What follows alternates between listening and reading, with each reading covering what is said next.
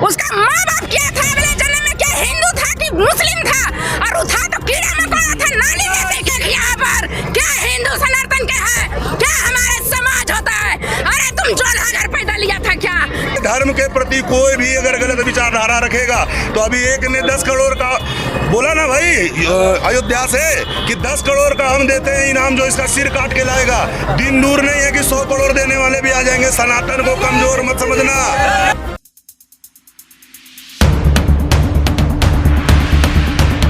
जो हम लोग के बोला कीड़ा मकोड़ा की तरह बोला है, उसका माँ बाप क्या था, अगले जन्म में क्या हिंदू था कि मुस्लिम था, और वो था तो कीड़ा मकोड़ा था, नाली में देखे नाली के पैदा लेने वाले नो, तुम नाली के कीड़े हो। पूरे विश्व में ऐलान करते हैं तुम खड़ा चुनौती में आओ और तुमसे चैलेंज करते हैं। एक महिला होके बच्चा तुमको ललकारेगा, अगर ताकत है तो तुम जमीन पर उतर और देख यहाँ पर क्या हिंदू सनातन के है, क्या हमारे समाज होता है। अरे तुम 14,000 पैदा लिया था क्या, कमीना कुत्ता कहेगा। आज जिस तरह से उदयनिधि हमारे सनातन धर्म को कमजोर समझ रहे हैं, तो वो भूल कर रहे हैं। वो समझ से अपनी वाणी को वापस लें, अन्यथा हिंदू समाज जिस तरह से बर्दाश्त करता है उस तरह से संहार भी करता है। हिंदू समाज कमजोर नहीं है, और सनातन के विषय में बोलना तो सब छोड़ ही दे, ताकि घर घर का बच्चा हिंदू समाज को समझ गया है, अपने सनातन धर्म को समझ चुका है। सनातन आदि है, अनादि है, इसका अनंत नहीं है। हम यही कहना चाहते हैं कि वो अपने वाणी को वापस ले, अन्यथा उनके खिलाफ हर रोज प्रदर्शन होगा। क्या नाम? मेरा नाम पूनम सिंह हुआ।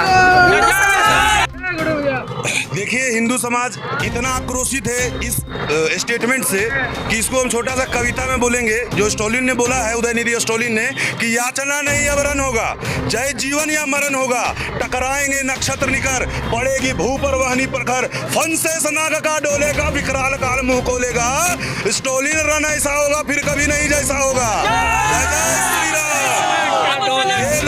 ये लोग भूल चुके हैं कि इनके बाप दादा, अभी दीदी ने कहा कि इनके बाप दादा तीसरे जनरेशन के सब भगवान को और शंकर भगवान को और मैया काली को और बजरंगबली को पूजते थे। ये साले वोट बैंक की राजनीति करने वाले आज हिंदू समाज पर उंगली क्यों उठाते हैं? क्योंकि इन्हें राजनीति हिंदू समाज के बारे में कटाक्ष करके ही होना है। हिंदू समाज के बारे में निगेटिव बोलेंगे तो हम पद पर आ जाएंगे। तो ये सेकुलरिज्म जो देश में चल रहा है, इन लोगों को बताने का वक्त आ गया कि जिसे आप असंगठित समाज समझते आए हैं वो भूल बदल लें। अब सर्व हिंदू समाज एक हो चुका है। अगर हमारे धर्म के प्रति कोई भी अगर गलत विचारधारा रखेगा तो अभी एक ने 10 करोड़ का बोला ना भाई अयोध्या से कि 10 करोड़ का हम देते हैं इनाम, जो इसका सिर काट के लाएगा। दिन दूर नहीं है कि 100 करोड़ देने वाले भी आ जाएंगे। सनातन को कमजोर मत समझना। सनातन को कमजोर मत समझना। सनातन पीठ पे मारा है तो सीने में खाओगे। इस बात को अच्छे से समझ लेना। सनातन वो धर्म है। सनातन में छत्रपति शिवाजी पैदा हुए, महाराणा प्रताप पैदा हुए। तुम सनातन को खत्म करोगे, इतने बड़े बड़े हस्तियों को तुम्हारे बाप दादा नहीं मिटा सके, इतना बड़ा मुगल साम्राज्य नहीं मिटा सका, अंग्रेज नहीं मिटा सका, तुम साले क्या मिटाओगे? दो रोटी के कारण तुम्हारे बाप ने धर्म बदला।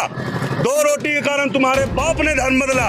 देखो, समझ लो अच्छे से, जिन्हें मौत का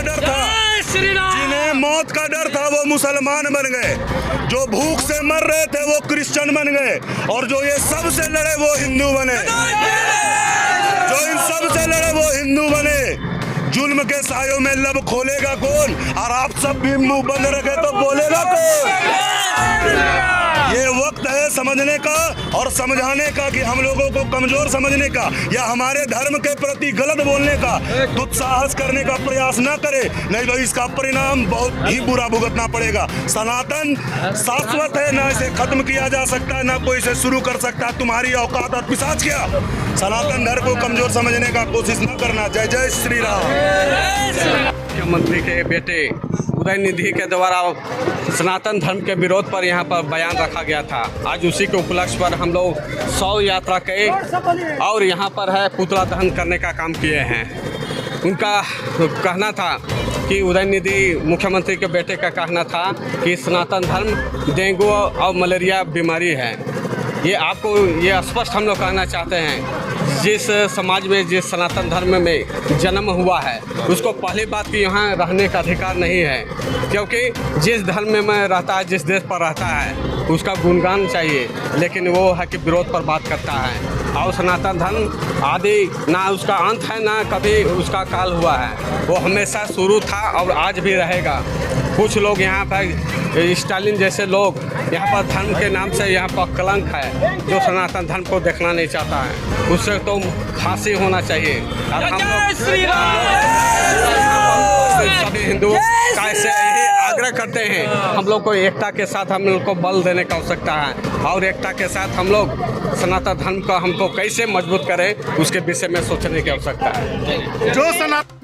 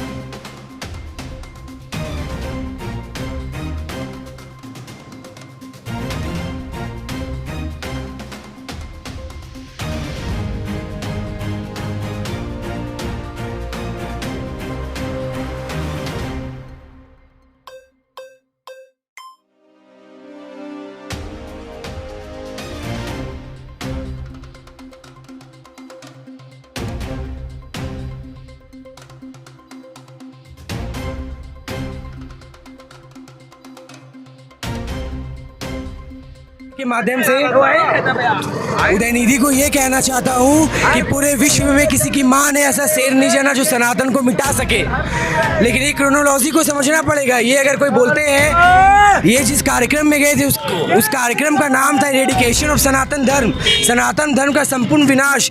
ये जो कॉन्फ्रेंस करा रहे थे, जो सेमिनार करा रहे थे, उस पर कठोर से कठोर कार्रवाई होनी चाहिए। क्या उनको पता नहीं है कि इस देश की आबादी में 80% हिंदू रहते हैं, सनातनी रहते हैं? वो जिस हिसाब से उनकी तैयारी है, जो कभी बोलते हैं कि 10 मिनट का टाइम दे दो, पुलिस को हटा दो, हम बता देंगे 25 करोड़ 100 करोड़ पे भारी है। फिर ये तुच्छे लोग आके जो इतने गरिमामयी पद में बैठे हुए हैं, सीएम के बेटे हैं, इनको तो तुरंत अपने मंत्री पद से इस्तीफा देना चाहिए।